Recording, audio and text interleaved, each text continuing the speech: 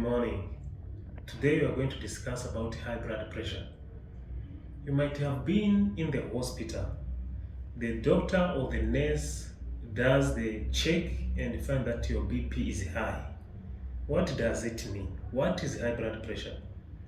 Normally we have a reference value of 140/90. So any value above that value that we have is called high blood pressure. So the severity will be more serious as that number goes higher and higher. But what is high blood pressure now? Just let's take a pipe and we push water in that pipe. If you push a high volume of water in that pipe, the pressure will be high. If the pipe is loose, it will rupture because of the pressure. It is in the same context with blood vessels and blood. So there are some factors that are known to be contributing factors to the elevation of high blood pressure. One, let's talk about volume. We know very well that wherever salt is, the water will follow.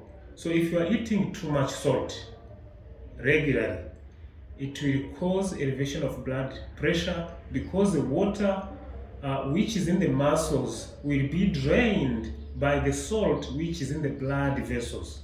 So the volume will increase. The factor number two, fat. If you are eating a lot of food, a lot of fat in your food that you take regularly, it will cause the narrowing of the vessels.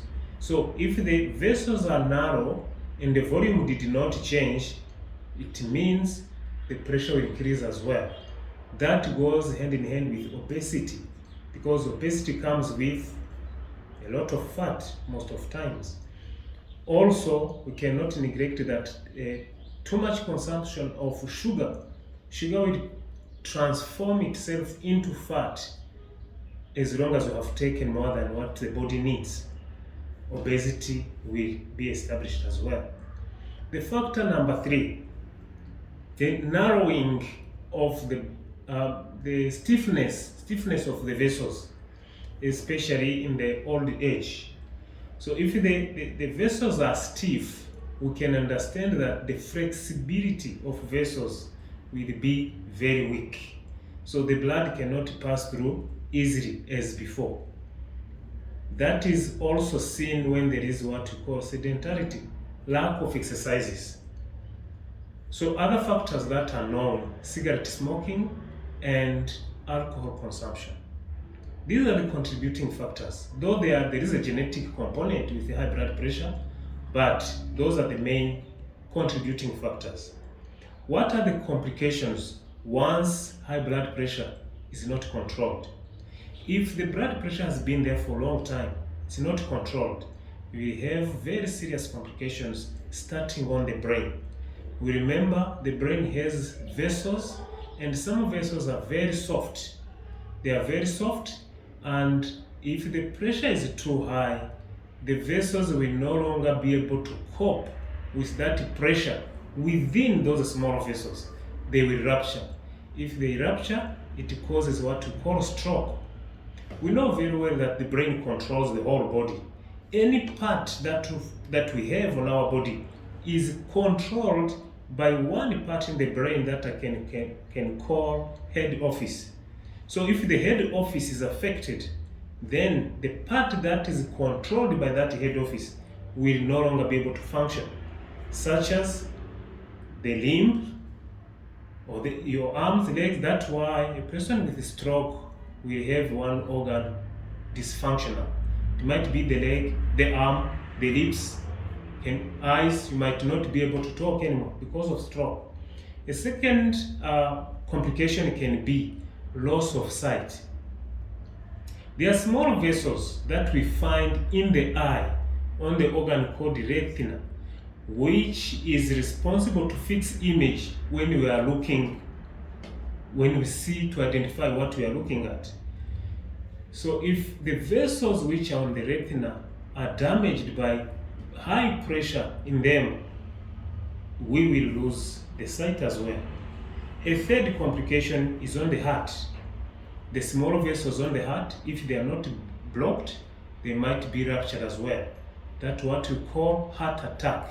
We can also call it the stroke on the heart. Another factor, a very serious complication that we cannot neglect, is the small vessels in the kidneys. We know that kidneys are very important in filtering the toxins out of the body. If now the pressure is too high for a long time, the blood pressure is poorly controlled, the vessels will be ruptured and it will cause renal failure. There are other complications as well that can affect the vessels, especially when there are other comorbidities such as diabetes. If you are cigarette smoking and there is alcohol consumption, the vessels might be damaged. So how do we treat, how do we manage this high blood pressure? Number one, we need to address the cause. We need to address the cause, the contributing factor that we saw earlier. We saw the impact of salt. Then we need to minimize the salt that we consume. We need to address the issue of fat consumption, which will cause the blockage of vessels and other complications as well.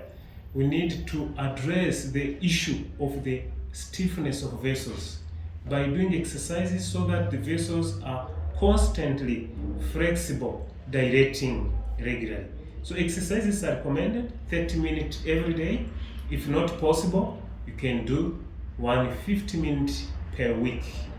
You cannot forget the proper diet. Plant-based diet is very known to be a contributing positive factor to the reconstruction of vessels.